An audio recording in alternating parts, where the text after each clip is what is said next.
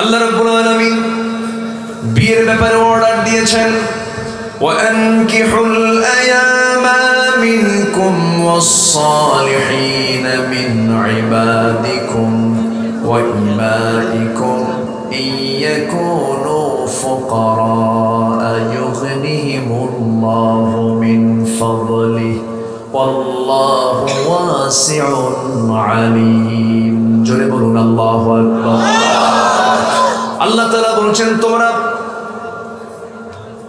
সেই সমস্ত স্ত্রীকে বিয়ে করো, যে সেই সমস্ত মেয়েদেরকে বিয়ে করো, নারীদেরকে বিয়ে করো যাদের বিয়ে হয় নাই, স্বামীহীন নারীকে, বিয়ে হয়েছে কিন্তু স্বামী নাই, স্বামীহীন নারীকে বিয়ে করো। কিন্তু আজকে পরকীয়ার পরিমাণ কমছে না বাড়ছে? পরকীয়ার পরিমাণ কমেছে না বেড়েছে? বেড়েছে। আল্লাহ বলছেন, না না, যার বউ আছে, যে মহিলা অন্যের স্ত্রীতে আছে, তার দিকে তোমরা নজরে দিও না। এটা তোমার জন্য বড় হারাম কাজ হয়ে যাবে, এই কাজটা করতে যেও না। আল্লাহ তাআলা এক জায়গায় বলছেন, ফানকিহু, আল্লাহ রাব্বুল আলামিন বলছেন, ফানকিহু মা তাবা লাকুম মিনান নিসাই মাসনা ওয়া থুলাসা ওয়া রুবা'। তোমরা তোমাদের ইচ্ছা অনুযায়ী নারীদের ভিতর থেকে তোমরা বিয়ে করে নাও। বিয়ের হুকুমটা কে দিয়েছেন? আল্লাহ। আসতে বলবেন না, কে দিয়েছেন? যুবক আজকের মাহফিলে বেশি, অনেক যুবক আজকের মাহফিলে দেখতেছি, মাহফিলে যুবকদেরকে আমি লক্ষ্য করে আমি একটা কথা বলতে চাই, সেটা হলো, তোমরা তোমাদের রিজিক নিয়ে কোনো টেনশন করবা না। রিজিকের ফয়সালা কার? আল্লাহ। আসতে বলবেন না, কার? আল্লাহ বলে দিচ্ছেন, বান্দারা শোনো, তুমি যদি বিয়ে করতে পারো বিয়েটা করে নিবা। তুমি যে ভয়টা পাচ্ছ, ইয়াকুনু ফুকারা ইউগনিহুমুল্লাহ, আল্লাহ তোমাকে সচ্ছল করে দিবেন। বিয়ে করলে বরকত কমে না বাড়ে? আসতে বলবেন না, কমে না বাড়ে? বেড়ে যায়। এই পৃথিবীর কথাই বলবো আমি।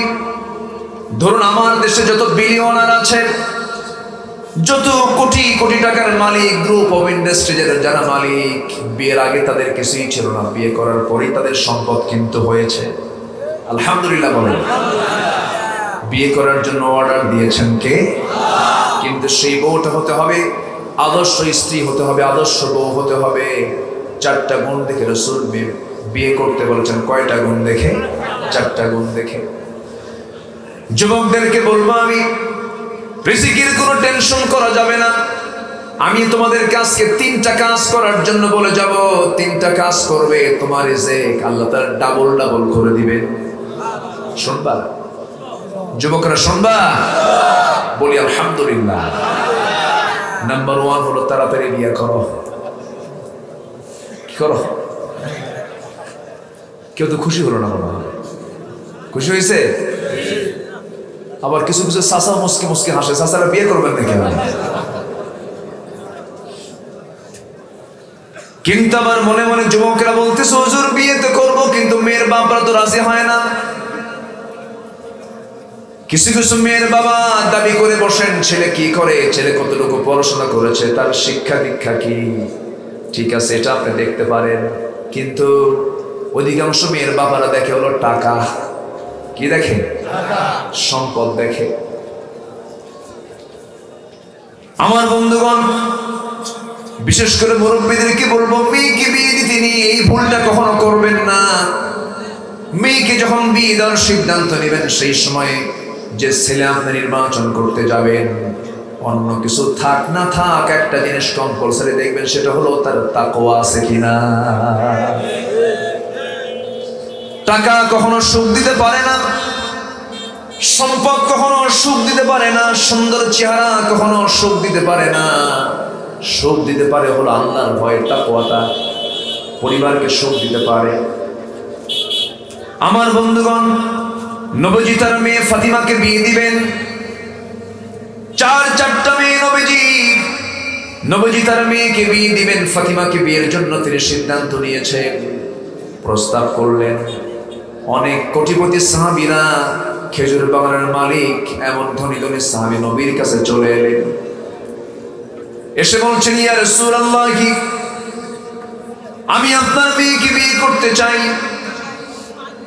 রাসূল বললেন, না না, নট এলাও হচ্ছে না, আমি তোমাদেরকে পছন্দ করি না, আমার পছন্দের জন্য এখনো আসে নাই। সর্বশেষ সবার পরে সাইয়েদনা আলী নবীর কাছে আসলেন, দাঁড়ালেন, সালাম দিলেন। রাসূল বলছেন, আলী কি জন্য আসছো বলো, তুমি কি আমার মেয়েকে বিয়ে করবা নাকি? হুজুর, দিলে করব। সুবহানাল্লাহ বলেন। দিলে করা যায়। রাসূল বললেন, আমার মেয়েকে যে বিয়ে করবে তোমার আছে কি কোনো সামান আছে কিনা, কোনো সম্পদ আছে কিনা? তিনি বলছেন, ইয়া রাসূলুল্লাহ, আমার তো বাড়ি নাই, ঘর নাই, বাড়ি নাই। বিশ্বনবী তার আদরের দুলালী মেয়ে ফাতিমাকে বিয়ে দিচ্ছেন ঘর ছাড়া, সম্পদ ছাড়া একজন যুবকের সাথে। সুবহানাল্লাহ বলবেন। নবীজি তার মেয়েকে বিয়ে দিবেন। এবার বলছেন, না আলী, কিছু তো অবশ্যই থাকা দরকার, মোহরনা তো পরিশোধ করতে হবে। হুজুর, থাকার মধ্যে আমার এই যে তরবারি, এই যে ঢালটা আছে, আর কিচ্ছু নাই আমার কাছে। রাসূল বলছেন, যাও, তরবারি ছাড়া তো যুদ্ধ হবে না, তরবারি লাগবেই কম্পালসারি তোমার জন্য। ঢালটা বিক্রি করে আসো, ঢাল বেচার টাকাই হবে আমার মেয়ে ফাতিমার বিয়ের মোহরনা। ঢাল বিক্রি করতে গেছেন সকালবেলা। ঢাল বিক্রি করতে গিয়ে সামনে যিনি কাস্টমার, তিনি হচ্ছেন নবীজির বড় জামাই ওসমান রাদিয়াল্লাহু তাআলা আনহু। ওসমান জিন্নুরাইন একজন ধনী সাহাবী ছিলেন, কিন্তু এরকম ধনী না, উল্টা পাল্টা ধনী নয়। আমার দেশে লিগ্যাল ধনী বেশি না ইললিগ্যাল ধনী বেশি? আঙ্গুল ফুলে কলা গাছ, এই কথা কি এলাকায় আছে নাকি? আঙ্গুল ফুলে কলা গাছ হয়ে গেছে। আমরা কোন সমাজে বসবাস করি? জাতির শ্রেষ্ঠ সন্তান হলো মুক্তিযোদ্ধারা। সম্প্রতি জাতীয় পত্রিকায় দেখতে পেলাম 2000 মুক্তিযোদ্ধা তারা ভাতা গ্রহণ করেছে, যাদের বয়স হলো 52 বছর। কি শোনেন নাই? দেশ স্বাধীন হলো 52 বছর, ওদের বয়স 52 বছর। যুদ্ধ করলো রুহের জগৎ থেকে।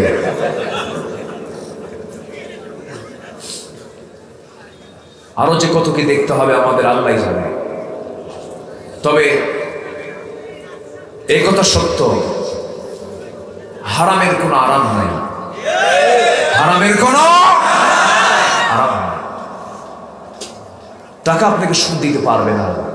পরিবারকে সাজাতে হবে ইসলাম দিয়ে। কি দিয়ে? ইসলাম দিয়ে। আপনাদের ঘটনাটা মনে আছে কিনা? আজ থেকে ঠিক মনে হয় 1 বছর আগের কথা হবে। ঢাকার অভিজাত এলাকা ধানমন্ডির কোন এক বাড়িতে বসে এদেশের চিত্র জগতের এক অভিনেতার শ্বশুর হাতে তার বৈধ লাইসেন্স ওলা পিস্তল নিয়ে মাথায় ঠেকালো, ফেসবুক লাইভে আসলো। ফেসবুক লাইভে এসে বলল, প্রিয় দেশবাসী, আমি লাইভে আসতে বাধ্য হলাম। আমার ছেলে আছে, মেয়ে আছে, আমার বউ আছে, আমার জামাই আছে, আমার পরিবার আছে, সবকিছু থাকার পরেও আমি বাঁচবো না, আমি বাঁচতে চাই না, আমার মনের মধ্যে কোনো সুখ নাই। এখন বলেন, ধানমন্ডি থেকে ফকিররা থাকে নাকি? ফকিররা থাকে? দরকার এই যে আমার পক্ষ থেকে আমি তোমাকে আগেই তোমাকে এই ঢালটা উপহার দিয়ে দিলাম।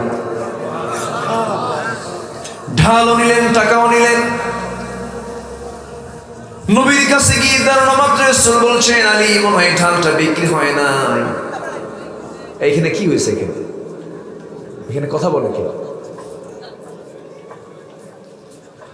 আমার নবীজি বলছেন, আলী, তোমার মনে হয় ঢালটা বিক্রি হয় নাই। হুজুর, ঢাল তো বিক্রি হয়ে গেছে। রাসূল বললেন, ঢাল তো তোমার হাতেই দেখতেছে। হুজুর, ঢালটা বিক্রি করেছে, আবার ঢালটা আমাকে একজন উপহার দিয়েছে। কে? এই যে টাকা, এই যে ঢাল আমি উপহার পাইছি। কি উপহার দিল? হুজুর, আপনার বড় জামাই ওসমান। নবীজি মুস্কি হাসি মেরে বলছেন, লোক আর খুঁজে পাওয়া নাই, আমার বড় জামাইয়ের কাছে বেচতে গেছে। বিক্রি হয়ে গেল ঢাল। আবার ঢালটাও পেলেন, টাকাও নিয়ে আসলেন। নবীজি তার মেয়েকে দিয়ে দিবেন। পৃথিবীর সবচেয়ে দামি নারীর বিয়ে হচ্ছে অনড়ম্বর পরিবেশে, কোনো আড়ম্বরতা নাই, কোনো বিলাসিতা নাই। ঢাল বেচার টাকা হয়ে যাচ্ছে বিয়ের মোহরনা। নবীজি তার মেয়েকে বিয়ে দিলেন। বিয়ে দেওয়ার পর নবীজির চোখে পানি। নবীজি বলছেন, মা, এতদিন তুমি ছিলে আমার ঘরে, এখন চলে যাচ্ছে স্বামীর ঘরে। একটা কথা জেনে রেখে দিও মা, মৃত্যুর দিন পর্যন্ত স্বামীর বিরুদ্ধে একটা নালিশ যেন আমার কানে না আসে, কারণ এমন স্বামী আমি তোমার দেই নাই। তাকওয়া দেখে বিয়ে দিয়েছি। ও মা, বিয়ের আগে তোমার ঘর শ্রেষ্ঠ ছিল বাবার ঘর, বিয়ের পরে তোমার শ্রেষ্ঠ ঘর হলো স্বামীর ঘর। স্বামীর ঘরটা করে খাবে, স্বামীর দুর্নাম করবে না, স্বামীর আনুগত্য করবে। আল্লাহর 8টা জান্নাতের দরজাগুলো তোমার জন্য খোলা থাকবে। নবীজি তার মেয়েকে সুন্দর করে বুঝায় যখন তার স্বামীর ঘরে পাঠায় দিবেন, নবীজি করলেন কি, ছোট্ট কিছু উপহার দিলেন। আটা পেশার জন্য একটা পেশদানি, পান করার জন্য একটা পান পাত্র, পানির মশক, চামড়ার একখানা তোষক দিলেন। দিয়ে বলছেন, মা তোমার স্বামীর তো নিজস্ব বাড়ি না, একটা ভাড়া বাড়ি নিয়ে নাও। ভাড়া বাড়িতে উঠে গেলেন। বিশ্বনবীর আদরের দুলালি ফাতিমা ভাড়া বাড়িতে তিনি থাকতে লাগলেন। কি সিম্পল জীবন যাপন করেছেন তিনি। ফাতিমা রাদিয়াল্লাহু তাআলা একদিন নবীর সামনে এসে বলছেন, আব্বা পিসদানি দিয়ে আটা পিষতে পিষতে আমার হাতে কড়া পড়ে গেছে, দাগ পড়ে গেছে। কূপ থেকে পানি তুলতে তুলতে আমার কোমরে দাগ পড়ে গেছে। ঘরের মেঝেটা কাঁচা মাটিওয়ালা, ঝাড় দিতে আমার কাপড় চোপড়গুলো ময়লা হয়ে যায়। আপনার কলিজার টুকরা হাসান হোসাইন, আমি তাদের সেবা করতে গিয়ে আমি হিমশিম খেয়ে যাই। ও বাবা, আমার স্বামীর সঙ্গে পরামর্শ করেছি, আপনার তো প্রচুর লোকজন আছে, আপনি রাষ্ট্রপ্রধান, দেখুন তো আমার জন্য কিছু ব্যবস্থা করা যায় নাকি। একটা মানুষ দিলে পরে, একটা কাজের মানুষ দিলে আমার জন্য খুব উপকার হয়ে যেত। নবীজি আস্তে করে বলছেন, মা এইদিকে আসো। আড়ালে নিয়ে গেলেন, বলছেন, মা শোনো, তোমার বাবা মুহাম্মদ সাল্লাল্লাহু আলাইহি ওয়াসাল্লাম কোনদিন নিজের কাজ অন্যকে দিয়ে করায় নাই। নিজের কাপড় নিজে সেলাই দিই মা, নিজের কাজ নিজে করি, নিজের ঘর নিজে ঝাড় দেই। আমি কাউকে দিয়ে কোনো কাজ, আমি আমার ব্যক্তিগত কাজ অন্য কাউকে দিয়ে করাই না। তুমি সেই ব্যক্তির মেয়ে, আমি চাবো না তোমার জন্য একটা কাজের মানুষ এই দুনিয়াতে হোক।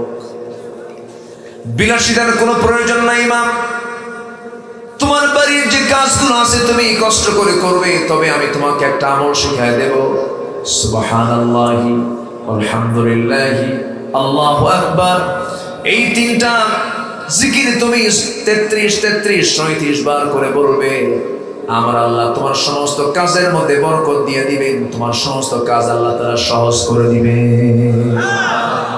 জোরে বলি সুবহানাল্লাহ। আমার নবীজির স্বামীর গুরুত্বই সন্তানকে বুঝিয়ে দিয়েছেন, মা স্বামীর বিরুদ্ধে যেন একটা নালিশ না আসে। আজকের কিছু বাবা আছেন, আজকের বাবারা কি করে, মেয়েকে বিয়ে দিয়ে বলে, মা তুমি চলে যাও, স্বামীর ঘরে যাও, স্বামী যদি কিছু বলে শুধু ফোন একখান দিবা, খাইয়া ফালো। আছে না? সুখ হবে, শান্তি হবে? হবে না। আমি কি আলোচনা চালাবো? আমার তো আজকে সাবজেক্ট হলো পরিবার নিয়ে, বুঝেন নাই? এই জন্য পরিবার নিয়ে কথা বলছি আমি। এই দুনিয়াতে সমস্ত কিছু আমাদের ব্যবহার করার জন্য। আদ-দুনিয়া কুল্লুহা মাতাউন ওয়া খায়রু মাতাউদ দুনিয়া আল-মারআতু সালিহা। দুনিয়ার প্রত্যেকটা জিনিস আমাদের জন্য উপকরণ করে দিয়েছেন, এর মধ্যে সবচেয়ে শ্রেষ্ঠ আমাদের জন্য পাওয়া হলো নেক স্ত্রী, আবার স্ত্রীর জন্য হলো নেক স্বামী। এই জন্য স্বামীও নেক, স্ত্রীও নেক হলে পরে সন্তান, পরিবারটা জান্নাতের টুকরা হবে, সন্তানগুলো আল্লাহওয়ালা হবে। প্রত্যেক স্বামী স্ত্রীর জন্য কয় ওয়াক্ত নামাজ বলুন? আসতে বলবেন না, কয় ওয়াক্ত নামাজ? 5 ওয়াক্ত নামাজ। কে ফরজ করে দিয়েছেন? যুবকদের জন্য আমি কয়টা কাজের কথা বলেছি? বলেন কয়টা কাজ বলেছি? কয়টা? একটা। আরো আছে কয়টা? 2টা। যুবকরা শুনবা না? জোরে বলি ইনশাআল্লাহ। আমার বন্ধুগণ, আদর্শ পরিবারের বৈশিষ্ট্য হলো মোটামুটি 10টা। কেবল আমি 1 নাম্বার বলেছি, আদর্শ স্ত্রী নির্বাচন করতে হবে। বউ নির্বাচন করতে নিয়ে কোনো ভুল করা যাবে না। সে বিয়ে করতে গেলে অন্যের বউকে চিন্তা করা যাবে নাকি? অন্যের বউ চিন্তা করার লোক আছে না নাই? অন্যের বউ ভাগায় নিয়ে যায় কোন কিছু পীর সাহেব আছে না? আছে না? নিজে তো অশান্তির মধ্যে পড়ে গেলেন, আবার আরেকটা পরিবারকে আপনার শান্তির মধ্যে ফেলে দিলেন, অন্যের বউয়ের দিকে আপনার নজর যাবে কেন? না না, এটা করা যাবে না। আল্লাহ তাআলা সেই জন্য বলছেন না, ওয়ানকিহুল আয়ামা মিনকুম, তোমাদের মধ্যে যারা স্বামীহীন নারী, যাদের স্বামী নাই, এমন নারীকে তোমরা বিয়ে করো। কার কথা? আসতে বলবেন না, কার কথা? তুমি যদি অভাবগ্রস্ত হও, আল্লাহ তোমাকে ধনী বানিয়ে দিবেন। এত আস্তে সুবহানাল্লাহ বললে হয় নাকি? জোরে বলেন সুবহানাল্লাহ। কে ধনী বানায় দিবেন? তারা বিয়ে করলে গরিব হয় না ধনী হয়? হ্যাঁ, বিয়ে করলে গরিব হয় না ধনী হয়? ধনী হয়ে যায়। আমার বন্ধুগণ, নাম্বার 2 হলো দিনের চর্চা থাকতে হবে। ফ্যামিলির ভিতরে দিনের চর্চা থাকতে হবে, তালিম থাকা দরকার, পরিবারের মধ্যে কোরআন তেলাওয়াত থাকা দরকার। স্ত্রীকে সুন্দর করে বলে দিবেন, শোনো আমার স্ত্রী, ফজর যখন হয়ে যাবে, ঘুম থেকে উঠে তোমার 1 নম্বর ডিউটি হলো তোমার পেটের সন্তান, তোমার দুনিয়াতে সন্তান হয়ে যাবে, সন্তানগুলো তোমাকে দেখবে। এই পৃথিবীতে সবচেয়ে বড় ইউনিভার্সিটি হলো মার কোল। যেরকম আলহামদুলিল্লাহ, মার কোল যদি ভালো হয়ে যায়, সন্তান ভালো হয়ে যাবে। আপনার স্বামী, আপনার দায়িত্ব হবে, শোনো আমার স্ত্রী, সকালবেলা আমরা 2 জনে উঠবো, আমি মসজিদে চলে যাব, তুমি মুসাল্লায় দাঁড়াবে, সুন্দর করে কোরআন তেলাওয়াত করবে, নামাজ শেষে সুন্দর করে কোরআন গুনগুন করে পড়বে। তোমার পেটে থাকা সন্তানের উপর এটার প্রভাব পড়ে যাবে। তোমার সন্তানটা আব্দুল কাদের জেলানি হয়ে যাবে, তোমার সন্তানটা রাবিয়া বসরির মতো হয়ে যাবে। আলহামদুলিল্লাহ বলে। আমি স্বামী, আমি চলে যাব মসজিদে, তুমি আমার স্ত্রী, তোমার দায়িত্ব হলো দিনটা শুরু করবে কোরআন তেলাওয়াত দিয়া, হাদিসের কিছু উদ্ধৃতি দিয়ে, হাদিস কিছু পড়াশোনা করে তুমি দিনটা শুরু করে ফেলবে। আমার ভাইয়েরা, সাহাবায়ে কেরাম কত কষ্ট করে মসজিদে গেছেন, কাপড় ছিল না, নামাজ তারা বাদ দেন নাই। একজন সাহাবীর কথা আমার মনে হয়ে গেল। সেই সাহাবী কি করতেন? প্রত্যেকদিন মসজিদে যেতেন, মসজিদে নামাজ পড়তেন, নবীর পিছনে নামাজ পড়ে সালাম যখন ফেরানো হতো, সালাম ফেরার সঙ্গে সঙ্গে তিনি মসজিদ থেকে বের হয়ে আসতেন। সাধারণত আমার নবীজি নামাজ পড়ার পর তিনি মুখটা ফিরায় নিতেন, মুখটা ফিরায় নিয়ে সাহাবায়ে কেরামদের উদ্দেশ্যে কিছু কথাও বলতেন। আল আযকারু বা'দা সালাহ, নামাজের পর তিনি কিছু জিকির আজকার করতেন। কিন্তু এই সাহাবী নামাজ শেষ করে দৌড় মারতেন, নবীজি একদিন পিছন থেকে এটা টের পেলেন, সঙ্গে সঙ্গে ডাক দিলেন, সাহাবী এদিকে আসো, বসো, কিছু কথা বলবো। সাহাবী বলছেন, ইয়া রাসূলুল্লাহ, আপনি কি বলবেন আমি জানি না, যদি কোনো ভুল হয়ে যায় আপনি আমাকে মাফ করে দিয়েন। রাসূল বলছেন, সাহাবী, তুমি নামাজ শেষ করে সালাম ফিরে তুমি কেন দৌড় মারো? আমার কি তোমার কথা পছন্দ হয় না? তুমি কি কোনো কষ্ট পেয়েছো নাকি? সেই সাহাবী চোখের পানি ফেলতে ফেলতে বলছেন, ইয়া রাসূলুল্লাহ, আমার মন চাই 24 ঘন্টা আমি আপনার সামনে বসে বসে আপনার কথাগুলো শুনি, আপনার চেহারার দিকে তাকায় থাকি, কিন্তু আমার চলে যাওয়ার হেতু হলো, হুজুর আল্লাহর কসম করে বলি, আমার এই গায়ে যে আপনি চাদরটা দেখছেন, এই চাদর ছাড়া বিকল্প কোনো কাপড় আমার বাড়িতে নাই। আমি আমার স্ত্রীকে পাহাড়িয়া গর্তের মধ্যে রেখে এসেছি, সেই স্ত্রী আমার এমন কাপড় চোপড় নাই যা দিয়ে তার নামাজটা হয়ে যাবে। আমি নামাজ পড়লাম, এই নামাজ পড়ে শেষ করি আমি দৌড় মেরে মেরে আবার গুহার মধ্যে যাব, আমার স্ত্রী গায়ে এই চাদরটা আমি আমার স্ত্রী গায়ে দিয়ে দেব, এই একই চাদরে আমিও নামাজ পড়ি, আমার বউটা নামাজ পড়ে। সুবহানাল্লাহ। তাও পরিবারটা জান্নাতের টুকরা। কিসের টুকরা? জান্নাতের টুকরা। কারি কারি টাকা, ঘর ভর্তি ফার্নিচার, কিন্তু মোহাব্বত নাই, জাহান্নামের টুকরা। ঠিক না? জাহান্নামের টুকরা। এই জন্য পরিবারকে জান্নাত বানাতে হলে কোরআন হাদিসের দরকার আছে না নাই? আছে। আরেকজন সাহাবীর কথা মনে হলো, আমার নবীর পিছনে নামাজ পড়তেছিলেন সেই সাহাবী, বাড়ি থেকে যখন বের হবেন, স্ত্রী বলছেন, আমার স্বামী গো, আজকে 3টা মাস যাবত কোনো বাজার নাই। বাজারের ব্যাগটা হাতের মধ্যে দিয়ে বলছেন, যান বাজার করে আনবেন। স্বামী তালহা বলছেন, আমার স্ত্রী, বাজার করবো কি দিয়ে, টাকা তো নাই। এবার বলছেন, আমার স্বামীকে আপনি চিন্তা করবেন না, আপনার টাকা থেকে কিছু টাকা, কিছু পয়সা জড়ো করে করে আমার কাছে কিছু পয়সা জমা হয়ে গেছে, যান এই টাকাটা নিয়ে আপনি বাজার করে আসেন। বাজারের ব্যাগটা হাতের মধ্যে নিয়েছেন, বাজার করতে যাবেন, কিন্তু আজান যখন চলে এলো, বাজার আগে না নামাজ আগে? আসতে কোন বাজার আগে না নামাজ আগে? আজান হলো, নামাজের জন্য মসজিদে ঢুকে গেলেন, রাসূল নামাজ পড়াচ্ছেন। এরপরে বয়ান শুরু হয়ে গেল, উঠতে পারলেন না, আসর হয়ে গেল। আবার বয়ান শুরু হলো, মাগরিব হয়ে গেল। আবার বয়ান শুরু হলো, এশার নামাজ হয়ে গেল, বাজার চার হলো না। ফাঁকা ব্যাগ নিয়ে ফিরবেন, মসজিদ থেকে বের হয়েছেন, পিছন দিক থেকে রাসূল ডাক দিচ্ছেন, ও তালহা এদিকে আসো, আজকে বহু মেহমান আমার মসজিদে জড়ো হয়ে গেছে, তুমি একটা মেহমান নিয়ে যাও, তুমি 2টা নিয়ে যাও, তুমি 3টা নিয়ে যাও। বাজার করতে পারেন নাই, ফাঁকা ব্যাগ, বাড়িতে 3 মাস যাবত বাজার নাই, তার ভাগে পড়ছে একজন মেহমান। সেই তালহা মুস্কি হাসি মেরে বলছেন, ইয়া রাসূলুল্লাহ, ঠিক আছে মেহমানকে আমি নিয়ে যাচ্ছি, কিন্তু মনে মনে চিন্তা করছেন, বাজার তো করি নাই। এবার বাড়ির সামনে গিয়ে দরজায় নক করে বলছেন, স্ত্রী দরজা খুলো। দরজা খুলে গেল, বলছে, শোনো আমার স্ত্রী, আমার সাথে কিন্তু একজন মেহমান আছে। শোনার সঙ্গে সঙ্গে স্ত্রী বলছেন, আলহামদুলিল্লাহ।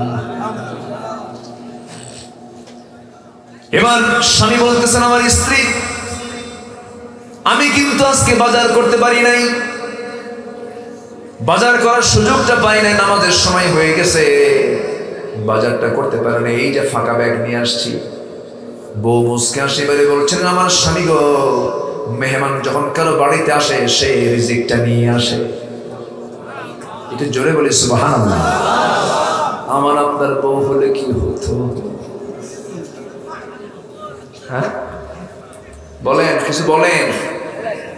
কাম নাই, কাজ নাই, 3 মাস হলে বাজার নাই, আবার মেহমান আনছো না, কি দেখছেন? তাও কেটে বেশি জোরে বলেন না, পাশেই কিন্তু বর্ণনা বসে আছে।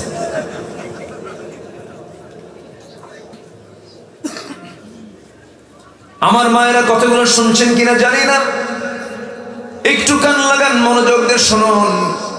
একটা রাষ্ট্রের সবচেয়ে গুরুত্বপূর্ণ অংশ হলো পরিবার। আমরা যদি আমাদের নিজের দায়িত্বে পরিবারগুলোকে ঠিক রাখি, ছেলে মেয়েদেরকে সবসময় যত্নে রাখি, মৃত্যু আল্লাহর ফয়সালা, কোনো চিন্তা আমিও করি না, কিন্তু মেহমানকে কি খাওয়াবো বলেন? এবার স্ত্রী মুস্কি হাসি মেরে বলছে, স্বামী গো, চিন্তা করবেন না, ওই যে একটা বস্তা দেখা যাচ্ছে, সেই বস্তা হলো তুষের বস্তা। কিসের বস্তা? তুষ। সেই তুষের বস্তা, তার স্বামীকে ডাক দিল, সেই তুষের বস্তাটা আপনি নিচে নামান। তুষটা চালতে চালতে মোটে কিছু জবের দানা, জবের কিছু খুদ সেখানে জমা হয়ে গেল। সেই তুষ চালতে চালতে জবের কিছু খুদ জমা হলো, এটাকে আবার পিষে পিষে আটা বানায়া কিছু খামির করলেন। মোটে 2টা রুটি হলো। কয়টা রুটি হলো? 2টা রুটি হলো। 2টা রুটি সম্পন্ন করে বলছেন, আমার স্বামী গো, এই 2টা রুটি মেহমানের সামনে প্লেস করুন। মেহমানের সামনে দেওয়া হলো, কিন্তু যখন মেহমানের সামনে যাওয়া হবে, সেই সময় স্ত্রী তাকে স্বামীকে পরামর্শ দিচ্ছেন, শুনুন, মেহমান হয়তো ক্ষুধার্ত আছেন, এই 2টা মোটি রুটি, এই 2টা রুটি আপনি মেহমানের সামনে দিয়ে দেরি করবেন না, চট করে আপনি ঘর থেকে বের হয়ে আসবেন, এবং আমাদের ঘরে আসলে পরে আমরা লাইটটা বন্ধ করে ফেলবো এবং বুঝায় ফেলবো যে আমরা খাবারগুলো খেয়ে নিয়েছি। নিজের অভুক্ত থাকলেন, কিছু খাবার পেটে তাদের পেটে যায় নাই, কষ্ট করে ওই তুষ থেকে কিছু খুদ বের করে এটাকে আটা বানায়া 2টা রুটি বানায়া মেহমানকে দিয়ে তারা না খেয়ে গোটা রাত ঘুম পেরেছেন। ফজরের সময় যখন হয়ে গেছে, ফজরের সময় তালহা রাদিয়াল্লাহু আনহু মেহমানকে সঙ্গে করে নিয়ে মসজিদের দিকে রওনা দিয়েছে। আমার রাসূল নামাজ পড়াচ্ছেন। নামাজটা যখন শেষ হয়ে গেছে, তালহা রাদিয়াল্লাহু আনহু মসজিদ থেকে বের হয়ে বাড়ির দিকে আসতেছেন। পিছন থেকে হুজুর বলছেন, তালহা এইদিকে আসো। কাঁপতে কাঁপতে সামনে দাঁড়ায় বলছেন, হুজুর গত রাত্রে মেহমানের কোনো খেদমত করতে পারেনি, আপনি আমারে মাফ করে দিয়ে। আমার নবীজি বলছেন, ওরে তালহা, গত রাতে তুমি এবং তোমার স্ত্রী তোমার মেহমানের সঙ্গে কি আচরণ করেছো জানি না। জিবরাইল খবর দিল, গত রাতে তোমাদের জীবনের শ্রেষ্ঠ আমল তোমরা করে ফেলে দিয়েছো। জোরে বলি সুবহানাল্লাহ। খাবার না থাকলেও পরিবারের রহমত আছে না নাই? আসতে বলবেন না আছে না নাই? সবচাইতে বড় রিজিক হলো, সবচেয়ে উত্তম রিজিক হলো আল্লাহর সন্তুষ্টি হাসিল করা। স্ত্রী যদি আল্লাহর সন্তুষ্টি হাসিল করতে পারে, সন্তানরা যদি আল্লাহওয়ালা হতে পারে, নিজের স্বামী যদি, নিজে বাবা যদি আল্লাহওয়ালা হওয়া যায়, সেই পরিবারটাই হলো পৃথিবীর সবচেয়ে সুখী পরিবার। বলি আলহামদুলিল্লাহ। আদর্শ পরিবারের বৈশিষ্ট্য আমি কয়টা বলেছি? বলেন কয়টা বলেছি? 10টা বলেছে। 1 নাম্বার হলো আদর্শ স্ত্রী নির্বাচন করা। নাম্বার 2 হলো দ্বীনের চর্চা পরিবারে রাখা। নাম্বার 3 হলো ধর্মীয় শিক্ষাকে নিশ্চিত করে ফেলা। ধর্মীয় শিক্ষা যত শিক্ষাই থাকুক না কেন, আপনি ডাক্তার হন সমস্যা নাই, ইঞ্জিনিয়ার হন সমস্যা নাই, আপনি আইনজীবী হন সমস্যা নাই, আপনি যা করবেন সমস্যা নাই, সমস্ত শিক্ষা ইসলাম অনুমোদন দিয়েছে। যেটা মানবতার কল্যাণে যে শিক্ষা, সেই শিক্ষার অনুমোদন ইসলামে আছে না নাই? বলেন আছে। কিন্তু সকল শিক্ষার আগে ধর্মীয় শিক্ষা, দ্বীনের শিক্ষাটা নিশ্চিত করতে হবে। এই জন্য প্রত্যেকটা পরিবারে প্রত্যেকটা সদস্য কোরআন জানার দরকার আছে না নাই? আসতে বলবেন না আছে না নাই? আছে। নাম্বার 4 হলো পারস্পরিক জবাবদিহিতা রাখতে হবে। হুন্না লিবাসুল লাকুম ওয়া আনতুম লিবাসুল লাহুন্না। স্বামী তোমার পোশাক, এরপরে স্ত্রী স্বামীর পোশাক। তারা তাদের সমস্ত দুঃখগুলো পরস্পর ভাগাভাগি করে নেবে। একজনের কথা আরেকজন সুন্দর করে পরামর্শ করে তাকে ঠিক করে দেবে। কিন্তু তা কুরাল সম্পর্ক কেমন স্বামী স্ত্রীর সমাজে আছে না নাই? আসতে বলবেন না আছে না নাই? আছে। এটা হওয়া যাবে না, ফ্রি হয়ে যেতে হবে এবং পারস্পরিক জবাবদিহিতার কথাগুলো জানিয়ে দিয়ে বলতে হবে, শোনো আল্লাহ তাআলা বলেছেন। পরিবারকে এই আয়াতগুলো শোনায় দিতে হবে, ওয়ানজির আশীরাতাকাল আকরাবিন। তুমি তোমার নিকটতম আত্মীয়দেরকে সতর্ক করো। কি করো? সতর্ক করো। বাবা, জিনার কাছে যাওয়া যাবে না। বাবা, মদের বোতল হাতে নেওয়া যাবে না। বাবা, কোন নেশার জগতে যাওয়া যাবে না। সুন্দর করে পারিবারিক বৈঠক হওয়া দরকার, সুন্দর করে তাদের সঙ্গে মিশে যাওয়া দরকার। সন্তানদের জীবনের শ্রেষ্ঠ বন্ধু হবে দুইজন, একজন হবে মা আর একজন হবে বাবা। অনেক বাপ মা পরিবারকে সময় না দেওয়ার কারণে পরিবারগুলো ধ্বংস হয়ে যায়, আছে না নাই? আচ্ছা, বন্ধুর অভাব নাই, কিন্তু নিজের ছেলের সঙ্গে তার সম্পর্ক নাই, মেয়ের সঙ্গে তার গভীর কোনো কথা হয় না, মন খোলা কোনো কথা হয় না। এই জন্য আল্লাহ তাআলা বলছেন, ওয়ানজির আশীরাতাকাল আকরাবিন। পরিবারদেরকে তোমরা সতর্ক করবে। কার কথা? আসতে বলবেন না, কার কথা? আল্লাহর কথা। নাম্বার 5 হলো পাপ এবং পাপের উপকরণ মুক্ত হওয়া। পাপের উপকরণ একটা আছে মাধ্যম। এই যে বিশাল বড় একটা মোবাইল আছে, এটার বিশাল একটা পাপের উপকরণ। শিশুর হাতে আপনি চাকু তুলে দিয়েছেন আর একটা আপেল তুলে দিয়েছেন। শিশুটা চাকু দিয়ে আপেল কাটবে না হাত কাটবে? কি কাটবে বলেন? হাত কাটবে। কারণ আপেল কাটার জন্য যে হাতের শক্তি দরকার, সেই শক্তি শিশুর হয় নাই। মোবাইল আপনি ব্যবহার করবেন, মোবাইল তার জন্য ব্যবহার করা হারাম যার ঈমান ঠিক নাই, ঠিক কিনা? মোবাইল আপনি ব্যবহার করতে গিয়ে আপনি মোবাইলের গোলাম হয়ে গেছেন। মোবাইল যা দেখায় আপনি তাই দেখলেন না। মোবাইল আপনাকে চালাবে না, আপনি মোবাইলকে চালাবেন। আপনাকে মোবাইল চালাতে হবে, হারাম কোনো কিছু দেখা যাবে না, অবৈধ কোনো কিছু দেখা যাবে না। আপনি দেখবেন হারাম কিছু আর আপনাকে দেখবেন তিনি কে? আসতে বলুন না, তিনি কে? আল্লাহ দেখবেন। এই জন্য উপকরণ সমূহ থেকে পরিবারকে খুব সতর্ক রাখতে হবে। হারাম কোনো নজর দেওয়া যাবে না। সংস্কৃতি, গোটা দুনিয়া যদি কি সংস্কৃতি চলছে আজ, মেয়েরা ভারতীয় সিরিয়ালগুলো দেখে, নাটকগুলো দেখে, সিনেমাগুলো দেখে, এই সিরিয়ালগুলো দেখে সিরিয়ালের মধ্যে মেয়েরা যে কাপড় চোপড়গুলো পরে, সেই কাপড়টা আজকে আবার আমার মায়ের বোনেরা পরে। আমি কি ভুল বলতেছি? আমি কি শেষ করে দেব? আলোচনা চালাবো? শ্রোতার মধ্যে কিছু ক্লাস আছে, কিছু শ্রোতা মানে তারা কোরআন শুনতে চায়। অনেক শ্রোতা আজকে মাহফিলে এসেছিলেন, আবার অনেক রাত হয়েছে। টাইম সিলেকশন আমি মনে করি ওয়াজ মাহফিল, দিনের দর্স, কোরআনের দর্স, এটা হওয়া উচিত সর্বোচ্চ 9টা থেকে 11টার মধ্যে শেষ হওয়া দরকার, সর্বোচ্চ। সেখানে আমি প্রায় 11:15টার কাছাকাছি হয়ে যাচ্ছে। আমি এই 10টা পয়েন্ট শেষ হলেই আমি শেষ করে দেব, আমি বিরক্ত করব না। কারণ এই জায়গার মাহফিল আমার ধারাবাহিকভাবে এই 7 বছরে 7টা সাবজেক্টের উপর আমার আলোচনা চলছে। সে আলোচনাগুলো এখনো অনলাইনে ভাসতেছে। আপনাদের এই আলোচনাগুলো গোটা পৃথিবী মানুষ দেখতে পাচ্ছে, শুনতে পাচ্ছে। আল্লাহ, এই কোরআন আলোচনাগুলো আমরা শুধু শুনবো না, আল্লাহ তুমি আমাদেরকে বাস্তবে জীবনে এটাকে রূপ দেওয়ার তৌফিক তুমি আল্লাহ দিয়ে দাও।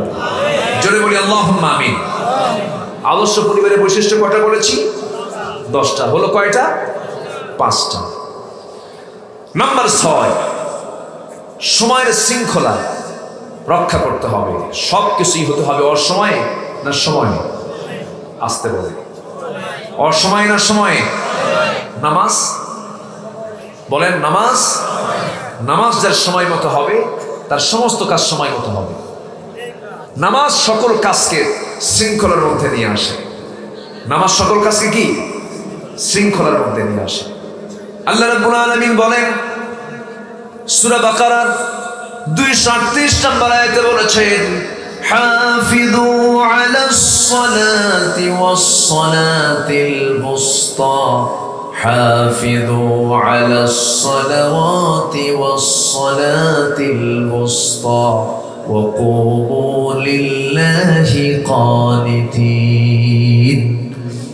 তোমরা নামাজের ব্যাপারে যত্নবান হয়ে যাও, শৃঙ্খল হয়ে যাও। শৃঙ্খলা নিয়ম রক্ষা করে তোমরা সময়টাকে কাজে নিয়ে নামাজকে তোমরা সুন্দর মতো সময় মতো তোমরা আদায় করো। যার নামাজের প্রতি খেয়ালটা থাকবে তার সমস্ত কাজের প্রতি শৃঙ্খলা থাকবে কি থাকবে না? থেকে যাবে। নামাজহীন জীবন বিশৃঙ্খল জীবন, নামাজি জীবন শৃঙ্খল জীবন। জোরে বলি আলহামদুলিল্লাহ।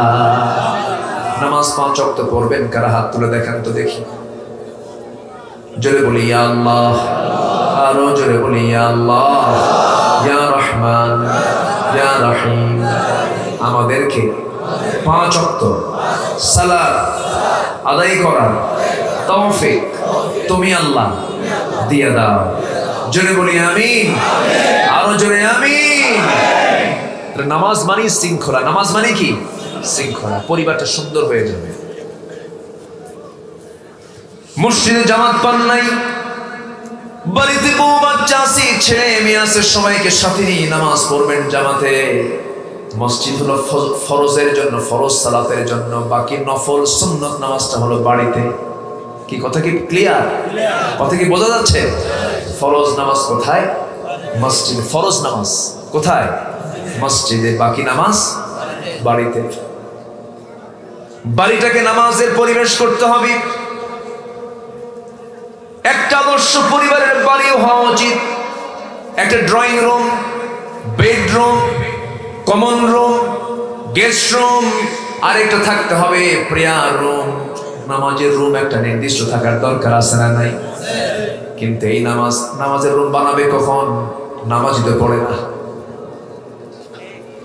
আমি তো মনে করি সবার আগে নামাজের জায়গাটা আগে সুন্দর করে প্রশস্ত করা দরকার। সেখানে যাই নামাজ কিছু থাকবে, নামাজের জন্য বরাদ্দকৃত জায়গা থাকবে, সেখানে তালিম হবে পরিবারের, সেখানে সবাই বৈঠক হবে, সুন্দর একটা পরিবেশ তৈরি হবে। আল্লাহ প্রত্যেক পরিবারকে জান্নাতের পরিবেশে কবুল করুন। জোরে বলি আমিন। আমার ভাইয়েরা, নাম্বার 7 হলো পারিবারিকভাবে গোপনীয়তা রক্ষা করতে হবে। অনেক মহিলা আছে স্বামীর দুর্নাম করে বেড়ায়, আছে নাকি? আছে না নাই? আবার কিছু কিছু স্বামী আছে বইয়ের দুর্নাম গুলো মানুষকে বলে বেড়ায়। স্বামী স্ত্রীর মধ্যে দ্বন্দ্ব আছে না নাই? গন্ডগোল লাগে কিনা? এত আসতে বলে মনে হয় লাগেই না, খুব মহব্বত মনে হয় আপনাদের, লাগে কিনা বলেন? আরে আমারও তো লাগে। বাজার করতে যাবেন, বাজারে একটু ভুল ভুলই তো দেখায় না। বেগুন কিনে আনছেন, বেগুনটা পচা, বউ এখন কুর্তি নিয়ে দেখে বেগুন পচা, মনে করেন পচা বেগুন দেখা মাত্র শুরু হয়ে যাবে ওয়াজ, বেগুনের তফসিল 3 ঘন্টা ধরে। আমি কি ভুল বলতেছি? কাম নাই কাজ নাই কিছু বোঝে না, পচা বেগুন কিনে আনছে, 3 ঘন্টা ধরে চলবে এই বেগুনের ওয়াজ। আসলে এরকম লাগে না? মেয়েরা তো কথা বেশি বলে, মেয়েরা কথা কি কম বলে না বেশি বলে? ছেলেরা সারাদিন কথা বলে হলো 2000 শব্দ, মেয়েরা কথা বলে 5000 শব্দ। কয় হাজার বেশি? কথা বেশি বলার কারণও আছে, কারণ বাচ্চা কাচ্চা দেখে কে? ছোট ছোট বাচ্চারা, এই যে ছোট ছোট 2 বছর 4 বছর 6 বছর, ধরেন একসাথে এরকম 10 বছরের মধ্যেই 4-5টা আছে। এই বাচ্চাগুলোর প্রত্যেকের সঙ্গে কথা বলে কে? মা কথা বলে না? তাহলে মার কথা কম বলা দরকার, বেশি বলা দরকার, এই জন্য বেশি। আল্লাহ তো সব ব্যবস্থা করে দিয়েছে। যদি বাচ্চার দায়িত্ব যদি আপনাকে দেওয়া হতো, ধরেন 1.5 মাস বয়স বাচ্চাকে আপনার 2 দিন দেখতে হবে, কয়টা যে আষাঢ় খাইতো আল্লাহই জানে, ঠিক কি না? কিন্তু স্বামীর কথা অন্য কাউকে বলা যাবে না, স্ত্রীর কথা অন্য কাউকে বলা যাবে না। পরিবারের স্বামী স্ত্রীর মধ্যে এটাকে সীমাবদ্ধ রাখতে হবে। গন্ডগোল লাগতেই পারে দাম্পত্যময় জীবনে। দেখবেন স্বামীটা নাক ডেকে ঘুমায়, বইয়ের ঘুম হয় না। আসলে এরকম হয় না? হয় না? এরকম হয় না? হয়। এখন কিচ্ছু করার নাই, কিন্তু রাগ করে, হাই না আমার ঘুম হয় না। কত কি একটা পরিবারে তো অনেক কিছু লাগে, কিন্তু মোহাব্বতটা মাথায় রাখবেন, গন্ডগোল করা যাবে না। দুনিয়ার জীবনটা সংক্ষিপ্ত জীবন। আল্লাহ তাআলা বলছেন গোপনীয়তা রক্ষা করবে কেমনে? وَإِنْ خِفْتُمْ شِقَاقَ بَيْنِهِمَا فَابْعَثُوا حَكَمًا مِنْ أَهْلِهِ وَحَكَمًا مِنْ أَهْلِهَا إِنْ يُرِيدَا إِصْلَاحًا يوفق الله بينهما। জোরে বলুন আল্লাহু আকবার। আল্লাহ তাআলা বলছেন শোনো, তোমাদের মধ্যে যদি কোনো দ্বন্দ্ব লেগেই যায়, সেই সময় তোমরা কি করবে? একটা সালিশ নিযুক্ত করবে, ছেলের পক্ষ থেকে মেয়ের পক্ষ থেকে 2 জন সালিশ নিযুক্ত করে বসবে। ওয়াসসুলহু খায়র, সমঝোতাই কিন্তু উত্তম। ম্যারেজ লাইফ বিবাহিত জীবন হলো সমঝোতার জীবন। ছাড় দিবা, তুমি স্বামীকে ছাড় দিবা, তুমি স্ত্রীকে ছাড় দিবা, আল্লাহ তোমাকে ছাড় দিয়ে জান্নাত দিয়ে দিবে।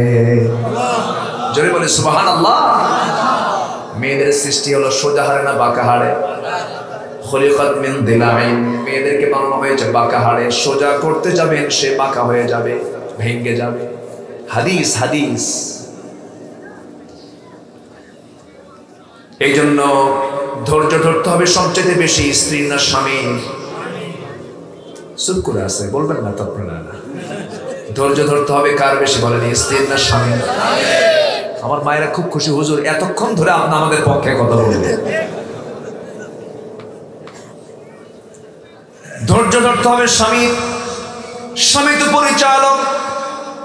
আল্লাহ তাআলা স্বামীকে দায়িত্বশীল করে দুনিয়াতে পাঠিয়ে দিয়েছেন। আর রিজালু কাওয়ামুনা আলান নিসা, আল্লাহ তাআলা নারীদের পরিচালক বানিয়েছেন পুরুষকে। এর জন্য ধৈর্যের পরিমাণ বেশি দেখাতে হবে স্বামীকে, ধৈর্য ধরতে হবে।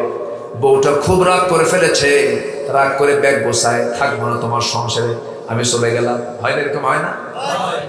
খুব রাগ করছে, রাগের ঠেলে আপনি রেগে গেলেন, না হলো না, রাগা যাবে না, দেখবেন আগে দেখেন তো রাগের মাত্রা কতদূর। খুব রাগ নাকি? রাগ করতে করতে শেষ পর্যন্ত দেখা গেল না সে ব্যাগটা গোছায় নিয়ে যাচ্ছে তার বাপের বাড়ির দিকে রওনা দিয়েছে। ঘর থেকে বের হয়ে গেছে, পিছন থেকে সুন্দর করে একটা ডাক দিবেন, ময়না। বুঝলেন? একটা সুন্দর ডাক দিবেন, ডাক দিয়েও কোনো কাজ হচ্ছে না। আস্তে করে ব্যাগটা নিবেন, বলবেন তোমার কি সমস্যা বলো। মুস্কে একখান হাসি দিবেন। স্বামী স্ত্রীর মধ্যে মোহাব্বত কে দিয়েছেন? মাওয়াদ্দাতাও ওয়া রাহমাহ। মাওয়াদ্দাতাও ওয়া রাহমাহ, শুধু মোহাব্বত দেন নাই, রহমতটাও দিয়ে দিয়েছেন। জোরে কান সুবহানাল্লাহ। আর স্বামী স্ত্রী ছাড়া যে সমস্ত নোংরামিগুলো হয়, এখানে ক্ষণিকের কিছু মহাব্বত থাকলে রহমত নাই। কিন্তু স্বামী স্ত্রীর মধ্যে আল্লাহ তাআলা একটা মহাব্বত তৈরি করে দিয়েছেন। যখন আপনি আস্তে করে ব্যাগটা টান দিয়ে আস্তে করে বসায় যখন বলবেন তুমি কি চাও, আমি তোমার চাহিদাগুলো পূরণ করবো, যদি কোনো ভুল হয়ে যায় তুমি আমারে মাফ করে দিও। আপনি কারো কাছ থেকে মাফ চেয়ে নিবেন, আল্লাহ আপনাকে মাফ করে দিবেন। জোরে বলে সুবহানাল্লাহ। মাফ করা, মাফ চাওয়া খুব মহত্বের লক্ষণ। যে ব্যক্তি তার জীবন থেকে মুখ থেকে সরি বলতে পারে না, সে কখনো সুখী হবে না। আল্লাহর কসম করে আমি আজকে একটা কথা বলে গেলাম, একটা পরিবারের সুখ শান্তির জন্য একটা শব্দ বেশি করে বলবেন, সরি। কি বলবেন? সরি। আর কোনো গন্ডগোল হবে না। বউ হয়তো খুব রাগ করছে, ঠিক আছে সরি। হয়তো স্বামী খুব রাগ করছে, ঠিক আছে আমার স্বামী সরি। আর কোনো ইটস মাই মিস্টেক, এটা আমার ভুল হয়ে গেছে। ইটস মাই মিস্টেক, এটা আমার ভুল হয়ে গেছে। দেখবেন আমার ভুল হয়েছে, মাফ করো। আর কোনো কথা হবে? আর কোনো কবিতা বাড়বে? কোন কবি আর কবিতা বাড়াতে পারবে? কথার দাফন দিয়ে দিবেন। কথার দাফন যত দিয়ে দেব তত গন্ডগোল কম হয়ে যাবে, কোনো কথা লম্বা করা যাবে না। এই জন্য আল্লাহ তাআলা কি সুন্দর করে সমস্ত সিস্টেমগুলো জানিয়ে দিচ্ছেন। শেষ পর্যন্ত দুইজন খুব হটটক হচ্ছে, তোমরা কি করবা? ছেলের পক্ষ থেকে একজন, মেয়ের পক্ষ থেকে একজন সালিশ নিযুক্ত করে বসবা, কিন্তু মাথায় রাখবা সুলহু খায়র, সমঝোতাই কিন্তু উত্তম। এগুলো কি মোল্লার কথা না, আল্লাহর কথা? সব কোরআনে আছে। আমি কি বানিয়ে বানিয়ে কোনো কথা বলছি? এই কথাগুলো কি দরকার আছে? পরিবারে দরকার আছে।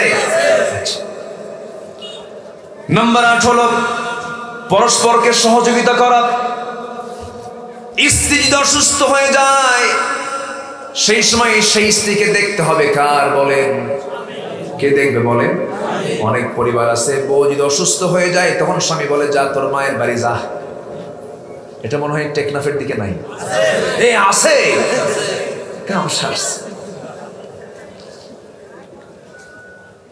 বউ অসুস্থ হওয়া যাবে না।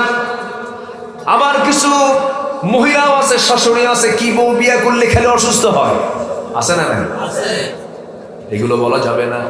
সুস্থ করার মালিককে, অসুস্থ করার মালিককে। আপনি কি একটা বারের জন্য ভাবলেন না যে মেয়েটা আপনার বউ হয়ে আপনার বাড়িতে এসেছে, সে একজন মানুষের, সে মেয়ে, সে তার মায়া, বাড়ির মায়া ছেড়ে, বাবার মায়া ছেড়ে, মার মায়া ছেড়ে, ভাই বোনদের মায়া ছেড়ে, সব মায়াকে মাইনাস করে তার জীবন যৌবন সবকিছু উৎসর্গ করেছে তোমার সামনে। তুমি দেখে মেহমান মনে করবে, মাঝে মাঝে দেখবা সেই সময় তোমার খেদমতটা আপনা আপনি চলে আসবে। আম্মা জান আয়েশা বলেন, মাঝে মাঝে আমি অসুস্থ হয়ে পড়তাম, আমার শরীরটা ব্যথা করতো, নবীজি তার বরকতি হাতে আমার হাত পা পর্যন্ত টিপে দিয়েছেন। জোরে কোন সুবহানাল্লাহ। মনে রাগ করতেছেন? হুজুর আপনি তো আজকে মেয়েদেরকে খুব অস্কর শোনাচ্ছেন, এরকম ভাবতেছেন নাকি আপনি? আমার ভাইয়েরা, আম্মা যারা এসে বলেন নবীজি আমাকে এত ভালোবাসা দিয়েছেন, আমি নবীর চাইতে বয়স অনেক ছোট ছিলাম, মাঝে মাঝে নবীজি আমার সঙ্গে খুনসুটি করতেন, সময় দিতেন, টাইম দিতেন। আমি নবীজির জন্য উটের দুধ নিয়ে যেতাম, উটের দুধ খাওয়ানোর জন্য বলতাম হুজুর আপনি দুধটা পান করুন। রাসূল মুস্কি হাসি দিয়ে বলছেন, শোনো আয়েশা, আমার সারা জীবনের সিস্টেম হলো আমি কখনো আগে খাই না, আমি আগে খাওয়াই। যেরকম সুবহানাল্লাহ, আমি আগে খাওয়াই। আয়েশা তুমি আগে খাও, তুমি আগে দুধটা তুমি শুরু করো, পান করো। আম্মা জান আয়েশা খেতেই চেতেন না, নবীজি তাকে জোর করে বলতেন আয়েশা তুমি খাওয়াটা শুরু করো। তিনি খাওয়া শুরু করতেন। রাসূল কি করতেন?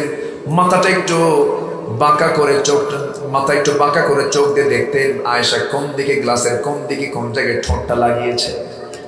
খেতেন, কিছু অংশ রেখে দিতেন, যখন রেখে দিয়ে বলতেন হুজুর আমি তো খাইছি, আপনি এখন খান। আমার নবীজি গ্লাসটা নিতেন, স্ত্রীর চেহারার দিকে তাকাতেন, চোখের সঙ্গে চোখ লাগাতেন, মুস্কি হাসায় দিয়া, মুস্কি একখান হাসি দিয়া, যে দিক দিয়ে আম্মা জান আয়েশা ঠোঁট লাগাতেন সেই দিক দিয়ে ঠোঁট লাগাতেন। আমি আয়েশা যখন গোশত নিয়ে নবীর সামনে যেতাম, বলতাম ইয়া রাসূলুল্লাহ এই যে উটের গোশত, এই যে ছাগলের গোশত, এই যে আপনার জন্য আপনার পছন্দের রুটি নিয়ে এসে, যে ছাগলের মাংস নিয়ে এসেছে, আপনি এটা খান, গ্রহণ করুন। রাসূল বলতেন, আয়েশা তুমি আগে খাওয়া শুরু করে এরপর আমি খাবো। আমাকে জোর করে আমার খাবারগুলো আমার মুখে তুলে দিতেন। আমি খাবারগুলো খেতাম, গোশতগুলো খেতাম, হাড়গুলো চুষে চুষে রেখে দিতাম। আমার নবজি সেই হাড়টাই নিতেন। আমি যে দিক দিয়ে চুষে চুষে খেয়ে রেখে দিয়েছি, নবজি চুষে চুষে সেই হাড়গুলো আবার তিনি খেয়ে নিতেন। সুবহানাল্লাহ।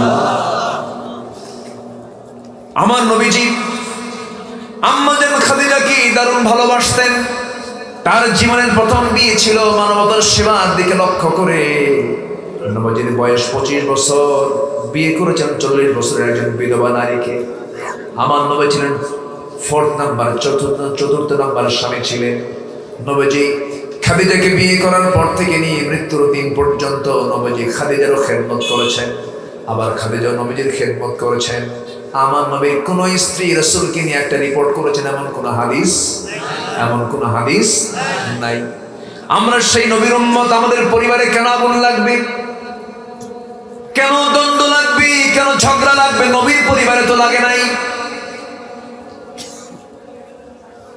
আমার নবীর একাধিক স্ত্রী ছিল, 4 স্ত্রী। একদিন নবীর সামনে এসে বলছেন, ইয়া রাসূলুল্লাহ, আমাদের মধ্যে গন্ডগোল লেগেছে। কি গন্ডগোল?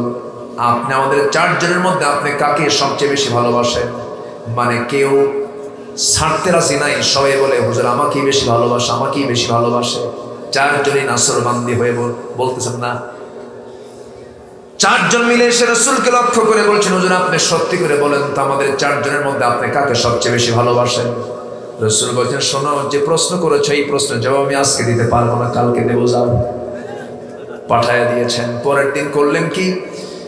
জবাব দেবেন পরের দিন। কিন্তু রাতের আধারে করলেন কি? হাতের মধ্যে মোট 8টা খেজুর নিলেন। কয়টা খেজুর? 8টা খেজুর নিলেন। 2টা করে প্যাকেট করলেন। 2টা খেজুর প্রথমে আয়েশার ঘরে গিয়ে বলছেন, আয়েশা আই লাভ ইউ। কি তাহলে বউকে বলতে হবে আই লাভ ইউ, না গার্লফ্রেন্ডকে? কাকে বলতে হবে? আজকে বুড়ো চাচা যারা আছে শেষ বয়সে বাড়ির মধ্যে যখন ঢুকবেন সালাম দিয়ে ঢুকবেন, ঢুকিয়ে বলবেন আই লাভ ইউ। কি কথা কি বুঝতেছে? আহিব্বুক, আমি তোমাকে খুব ভালোবাসি। সওয়াব আছে না নাই? সওয়াব আছে না নাই?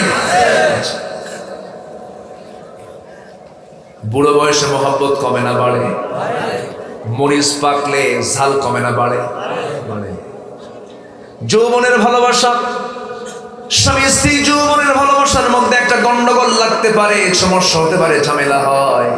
কিন্তু বুড়া বুড়ি যখন বুড়া বয়স হয়ে যায়, বুড়া ছাড়া বুড়ি বাঁচে না, বুড়ি ছাড়া বুড়া বাঁচে না। কিন্তু সেই সময় যৌবনের টান না হৃদয়ের টান। কিসের টান? হৃদয়ের টান সৃষ্টি হয়ে যায়। এটা কে তৈরি করে দেন? এটাই হচ্ছে মাওয়াদ্দাতাও ওয়া রাহমাহ। আমার তো আজকে পরিবার নিয়ে আলোচনা, এর বাইরে আমি যেতে পারতেছি না। আমার নবীজির পরে করলেন কি?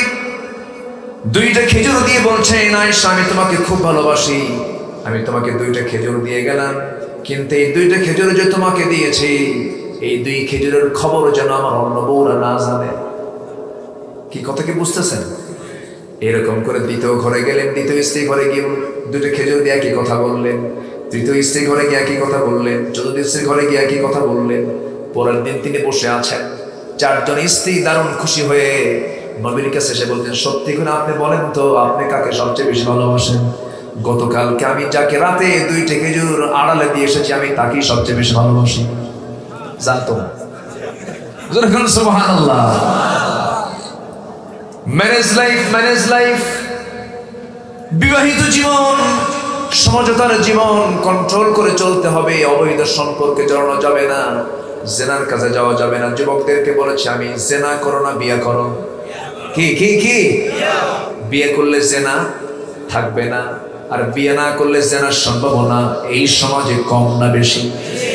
যদিও তোমরা হাসি দিয়েছো, কিন্তু আমি কাজের কথা বলেছি। আমার ভাইয়েরা, নাম্বার 2 হলো যাদের আব্বা আম্মা বেঁচে আছেন তাদের সঙ্গে সুন্দর আচরণটা করো। ব্যবহার কখনো খারাপ করা যাবে না। এই পৃথিবীতে সবচেয়ে সুন্দর ব্যবহার পাওয়ার যোগ্য হলো 2 জন মানুষ, মা আর বাবা। এই 2 জনের সঙ্গে সুন্দর আচরণটা করবা। প্রধানমন্ত্রী তোমার সামনে দাঁড়াবে, প্রেসিডেন্ট তোমার সামনে দাঁড়াবে, এমপি, মন্ত্রী, জজ, ব্যারিস্টার, নেতা যা কিছু তোমার সামনে দাঁড়াবে সব একদিকে, তোমার আব্বা আম্মা একদিকে, তোমার চোখে তোমার সবচেয়ে বেশি দামি মানুষ মনে করতে হবে মা আর বাবাকে। কি কথা ক্লিয়ার? কথা ক্লিয়ার? মাকে মেহমানের মতো মনে করতে হবে। মেহমান মানে কি? মেহমানের সঙ্গে খারাপ আচরণ করা যায়? মাকে সবসময় সম্মানের উচ্চাসনে সমাসীন করতে হবে। একজন নবীর কথা মনে হয়ে গেল এই মুহূর্তে। মুসা আলাইহিস সালাম একদিন আল্লাহকে বলছেন, আল্লাহ তুমি তো আমাকে জান্নাত দিবা, তাই না? মানে উনি তো এরকম করে প্রশ্ন করতেন। আল্লাহ বলেন, হ্যাঁ আমি তোমাকে জান্নাত দেব, কিন্তু জান্নাতের বন্ধু হবে কে তুমি আমাকে বলো তো আল্লাহ। তোমার জান্নাতের বন্ধু হবে একজন কসাই মানুষ, গোশত কেটে খায়, আমার একজন কসাই মানুষের সঙ্গে তোমার জান্নাত নসিব হবে। তিনি মনে মনে চিন্তা করছেন, আল্লাহ ঠিক আছে, সেই লোকটার পরিচয় আমি তো জানি না, সে কোথায় থাকে, সে কি বেঁচে আছে নাকি বেঁচে আছে কোথায়? অমুক শহরে তার বাড়ি। চলে গেছেন সেই বাড়ির উদ্দেশ্যে। কসাই কি না পেয়ে বাড়িতে ডাক দিলেন। তার মা সামনে দোলনার মধ্যে দোল খাচ্ছে। মাকে গিয়ে বলছেন, আপনার ছেলের নাম কি? হ্যাঁ আমার ছেলে অমুক কসাই। আপনার ছেলেটা কেমন? খুব ভালো। কেমনে করে ভালো হলো? আপনি এখানে দোলনায় পড়ে আছে, আপনার সন্তানটা নাই, আপনার মনে হয় সেবা করে না। এবার মার চক্ষুটা লাল হয়ে গেছে। মা বলতেছে, তুমি কার বিরুদ্ধে কথা বলো? আমার জানা মতে এই দুনিয়াতে আমার একটাই সন্তান, যেই সন্তানটা আমার 24 ঘন্টা আমার খেদমত করে। সুবহানাল্লাহ। আমি শেষ রাত্রে আমাকে ঘুম থেকে আমি যখন জায়গা পেয়েছি, আমার সন্তানটা আমাকে গোসল করিয়ে দিয়েছে, পেশাব পায়খানা সাফ করে দিয়েছে, আমাকে নামাজের জন্য প্রস্তুত করে দিয়েছে, সুন্দর করে আমাকে আমার চুলগুলো সুন্দর করে চিরুনি দিয়ে আমাকে গোছায়া দিয়েছে, রান্না বান্না করে আমার সামনে প্রস্তুত করে দিয়ে আমার মুখে খাবারগুলো তুলে দিয়েছে, সুন্দর করে ফল ফ্রুটস গুলো আমাকে খেয়ে দিয়েছে।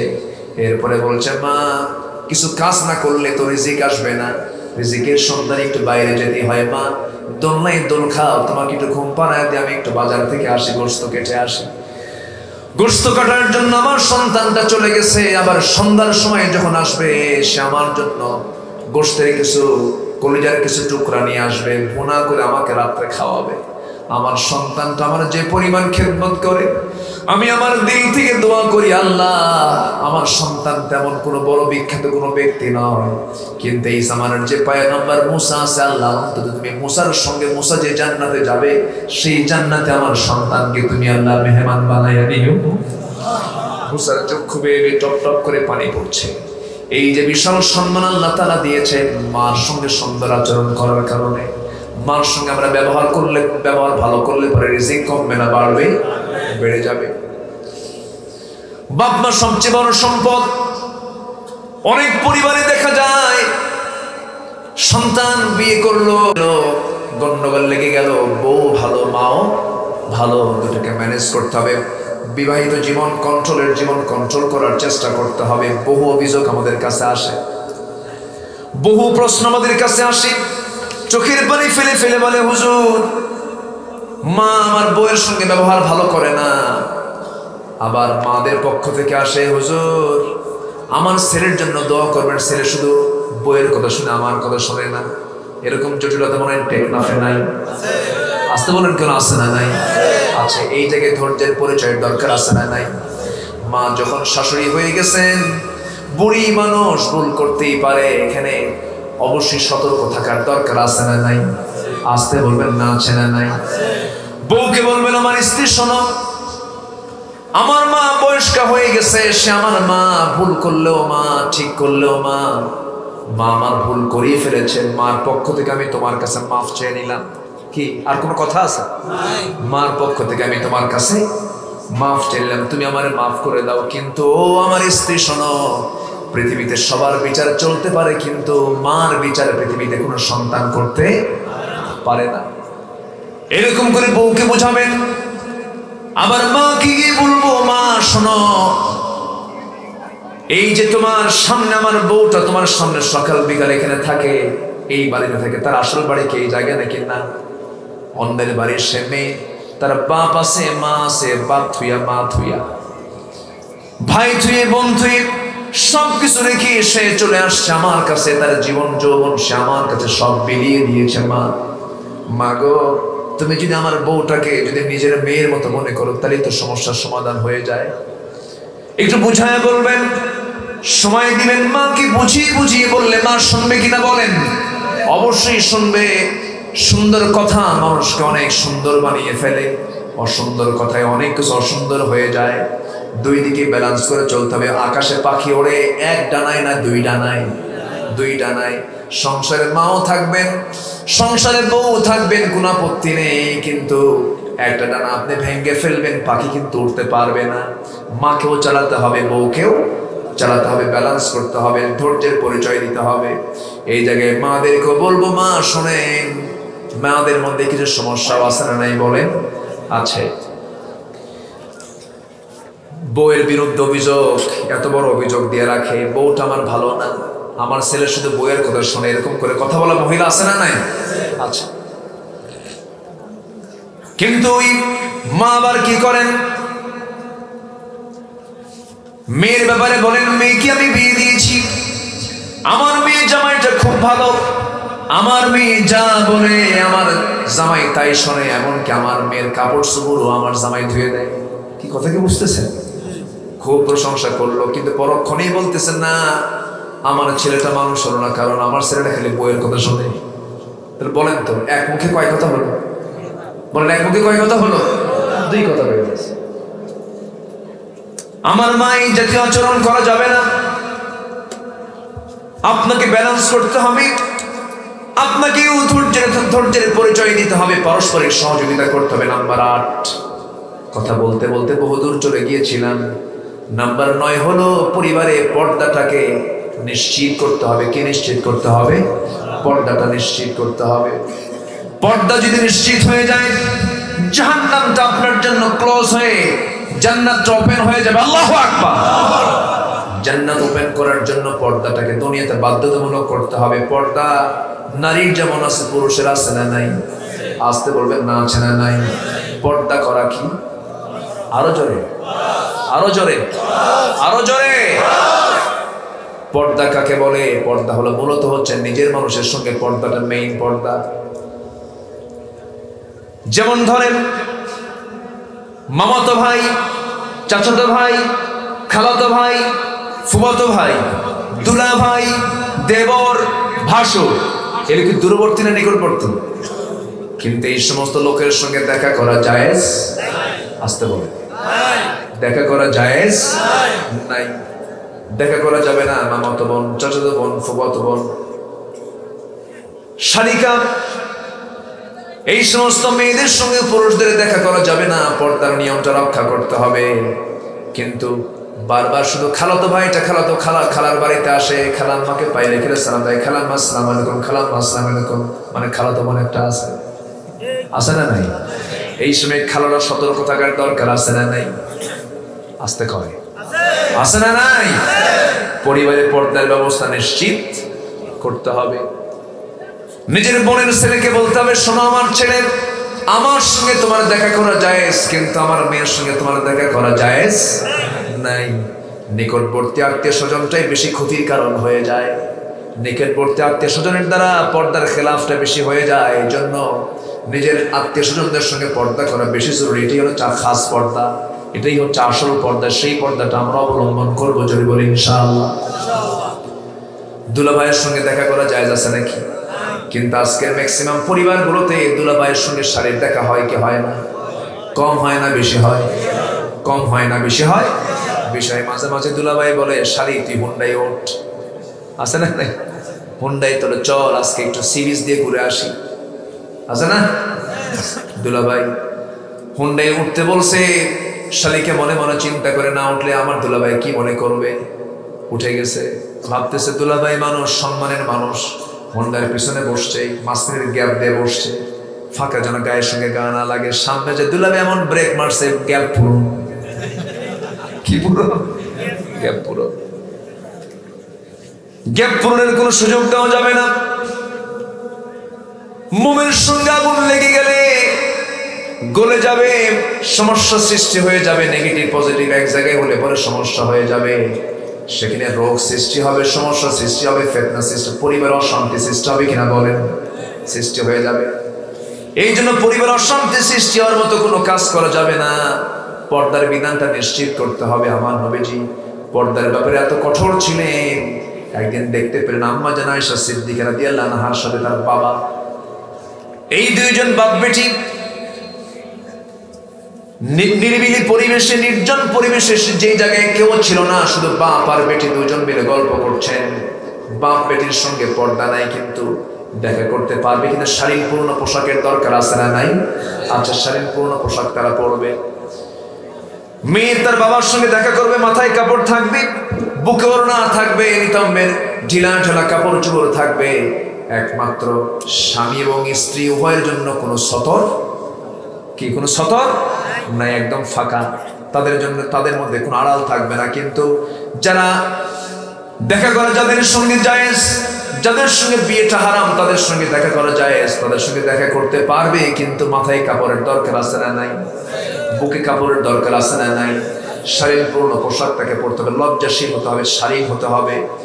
এই বিষয়গুলো পরিবারকে বুঝাই দেব, সুন্দর করে জানিয়ে দেব। আমরা পরিবারকে আমরা সুন্দর জান্নাতি পরিবার হিসেবে যেন কবুল করেন, এইরকম পরিবার আমরা গড়ব। জোরে বলি ইনশাআল্লাহ।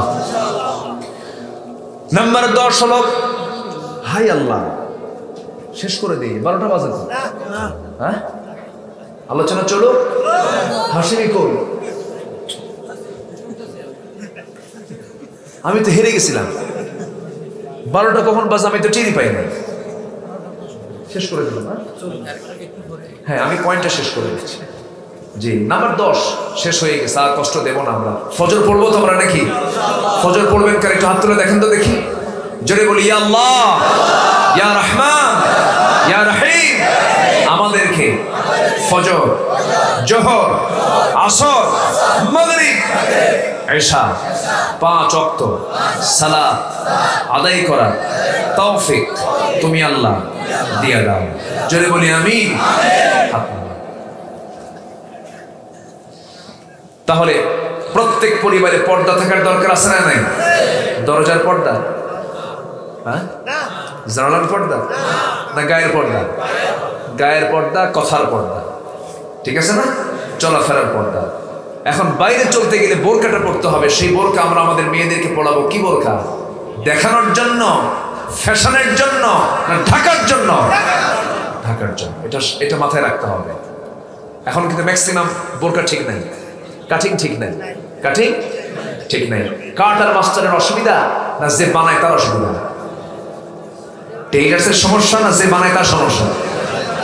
টেইলার্স তো যা ইচ্ছা তাই বানায় দেবে, সমস্যা নাই, কিন্তু যে বানাবে তার সমস্যা। যেন আমার কোমরটা দেখতে পারে, একটু টাইট করে বানায় দেবে, তাহলে কি পর্দা হলো? তাহলে কি করতে হবে?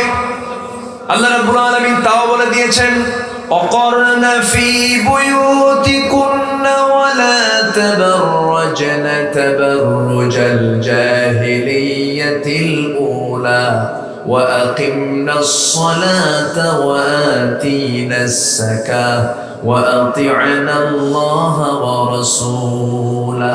সূরা আহজাব 33 নম্বর আয়াতে আল্লাহ রাব্বুল আলামিন বলছেন, তোমরা তোমাদের পরিবারের মেয়ে যারা তাদেরকে জানিয়ে দাও, তারা যেন তাদের ঘরের মধ্যে অবস্থান করে, বাইরে যেন না বের হয়। বাইরে বের হতে গেলে যেন তারা জাহেলি যুগের সেই প্রথা অনুযায়ী যেন তারা বের না হয়, শালীনপূর্ণ পোশাক পরে যেন তারা বের হয়। এবং আমি আল্লাহ তোমাদেরকে অর্ডার দিচ্ছি, মেয়েদেরকে স্পেশালি অর্ডার দিচ্ছেন, তোমরা 4টা কাজ করবে। নাম্বার 1 হলো নামাজকে তোমরাও কায়েম করবে, যাকাত তোমরা আদায় করবে, এবং জীবনের সকল জায়গায় আল্লাহ এবং রাসূলের তোমরা আনুগত্য করবে। কার কথা? আসতে বলবেন না, কার কথা? এখানে মেয়েদের জন্য কয়টা কাজ? 4টা কাজ। আনুগত্য হবে দুজনের, আল্লাহ এবং রাসূলের, এবং নামাজ তোমরা কায়েম করবে, যাকাত তোমরা আদায় করবে। মেয়েদেরকে আল্লাহ তাআলা এই দায়িত্ব পালন করার তৌফিক দান করুন। জোরে বলি আমিন। এই এলাকার প্রত্যেক মাকে আল্লাহ তাআলা আয়েশার মতো কবুল করুন। নাম্বার 10 হলো সকল সংস্কারে পরিবারকে এগিয়ে আসা। সকল সংস্কার মানে একটা পরিবারে পারিবারিক চিন্তায় স্বামী এবং স্ত্রী সংস্কারমূলক পদক্ষেপ তারা নেবে। সংস্কারমূলক পদক্ষেপ যেমন ধরুন, একটা পরিবারকে উন্নত করার জন্য কোন কোন পন্থা অবলম্বন করা যায়, আমার ছেলে কি শিখবে, আমার মেয়ে কি শিখবে, তারা কি পড়াশোনা করবে, এই সংস্কারমূলক চিন্তা প্রত্যেক পরিবারে থাকার দরকার আছে না নাই? এই কয়েকটি বৈশিষ্ট্য যদি কোনো পরিবারে থেকে যায়, আশা করা যায় সেই পরিবারটা হবে জান্নাতের টুকরা। আল্লাহ তুমি আমাদের সবাইকে, আমাদের পরিবারকে ইসলামমুখী বানিয়ে বাকি জীবন পরিচালনা করার তৌফিক তুমি আল্লাহ দিয়ে দাও। এই আশাবাদ কামনা করে আমি আমার কথা না বাড়িয়ে কাঙ্ক্ষিত মনোজাতের দিকে চলে যাচ্ছি।